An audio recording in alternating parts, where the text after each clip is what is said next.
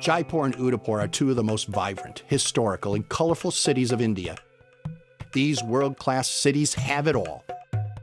A UNESCO World Heritage Site, landmark architecture, eye-popping craftsmanship, top-notch hotels and restaurants, scenic wonders, and incredible legendary tales of their founding. Join us today as we unlock the secrets, unravel the mysteries, and experience the beauty of two of the most easily explored cities of India. Namaste. I'm Bill Ball, and I'm going to be your guide on this episode of Journeys in India. And this is India. When Mark Twain traveled through India at the turn of the 19th century, he wrote that India is the cradle of the human race, the birthplace of human speech, the mother of history, the grandmother of legend, the great-grandmother of tradition. Our most valuable and most instructive materials in history are treasured up in India only.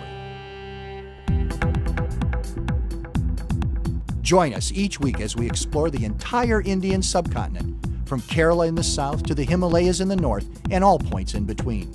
We'll introduce you to the architecture, history, and culture of one of the most exotic, mysterious, and influential places on Earth.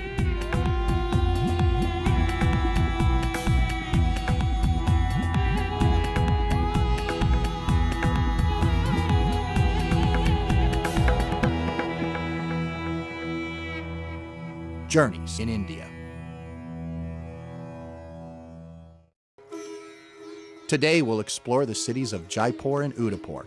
In Jaipur, we'll visit a local jewelry maker and take a day trip to the Amber Fort. Then we'll head to the romantic city of Udaipur. Here we'll visit one palace, stay in another, and check out the local art scene.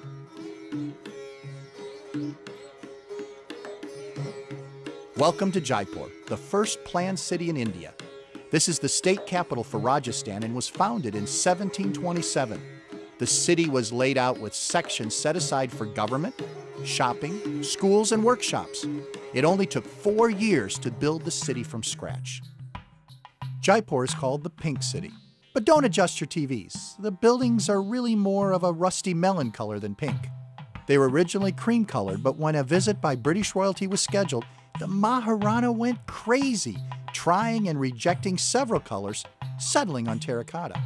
Today, all buildings are required to be painted in this way. This is Hawa Mahal, or the Wind Palace, a symbol of the city as much as the Eiffel Tower is to Paris. Built 200 years ago, there are 953 windows, and it seems to be the facade of a great building. But the weird thing is, the building is only one room, about 10 feet deep. It's believed that the strange construction was to allow the women of the palace harem to view the activity on the street without having to be covered or veiled.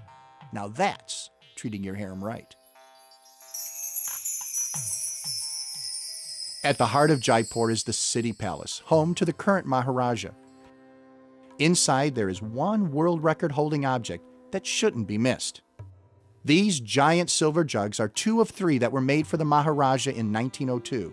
The Guinness Book of World Records lists them as the largest silver objects in the world, measuring over 5 feet high and 14 feet in circumference. But the sheer size of these items are only one reason to see them. The other is to ponder the amazing stories surrounding their creation.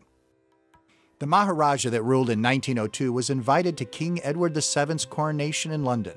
Remember, India was under British rule then. The local Hindu priests at the time would not allow Indians to travel abroad. Now the Maharana had to come up with an idea that wouldn't offend the priests or the King of England. He came up with a genius idea. He would take India with him. He went and gathered dirt from around Jaipur, spread it out on the deck of the boat, and each night he placed his bed on the soil of India. He also brought his local deities with him and prayed to him each day, just like he would at the palace. But most important of all, he melted down 14,000 silver coins to create these beautiful jugs. He filled them with the water from the river Ganges and drank only from those jugs throughout the entire journey. You might wonder what happened to the third jar. During the journey, a storm came up endangering the ship. The priest traveling with the Maharaja insisted that one of the jars be sacrificed to Varuna, the god of the sea. The Maharaja threw the jar overboard. It must have worked because they all arrived safely home. Now that was a sacrifice.